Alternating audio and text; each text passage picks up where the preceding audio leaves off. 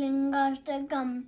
ब्रह्ममुरारिसुराचितलिङ्गं निर्मलभाषितशोभितलिङ्गं जन्मजदुःखविनाशकलिङ्गं तत्प्रणमामि सदा शिवलिङ्गं देवमणिप्रवरार्चितलिङ्गं करुणाकरलिङ्गं रावणदर्पविनाशकलिङ्गं तत्प्रणमामि सदा शिवलिङ्गम् सर्वसुगन्धसुलेपितलिङ्गं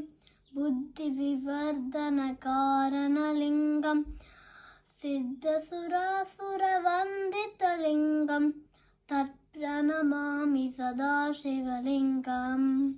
कनकमहामणिभूषितलिङ्गं पणिपतिवेष्टितशोभितलिङ्गम्